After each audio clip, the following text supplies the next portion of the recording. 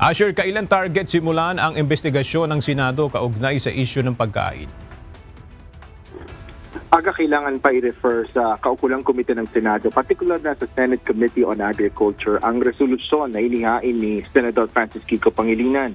Ngunit maisasagawa iyan kapag nagsimula na ang mga sesyon ng 20th Congress. Ayon kay Senator Kiko Pangilinan, kamakailan ay malaki ang itinaas sa presyo ng mga pagkain, pangunahin na ang bigas, mga gulay, karne, isda at iba pang produktong agrikultura. Nagpapahirap niya ito sa mga pamilyang Pilipino kung saan mas lalong napagkakaitan ng masustansyang pagkain ang most vulnerable sectors, particular na ang mga mahihirap. Ito ay sa kabila ng mga hakbang na isinasagawa ng pamahalaan para mapanatili ang presyo ng mga pagkain sa pamamagitan ng importasyon, price monitoring at pamamahagi ng subsidiya.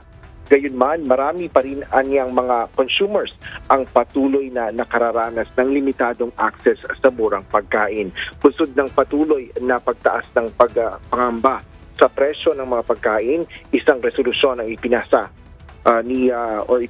ni Senador Pangilinan sa Senado. Layo nito na matukoy ang mga hakbang na maaaring makapagpatibay ng food security at tugunan ang food inflation o pagtaas ng antas ng paggalaw ng presyo ng mga bilihin at serbisyo.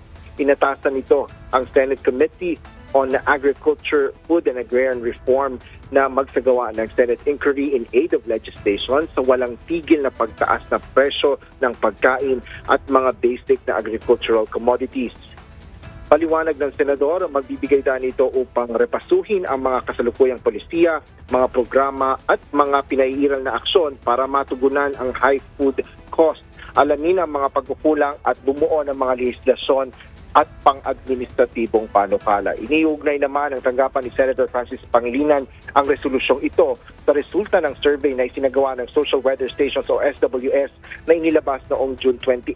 Batay aniya sa survey, tumaas ng 20% ang bilang ng mga Pilipinong nakararanas ng involuntary hunger o pagkagutom dulot ng kawalan ng pagkain.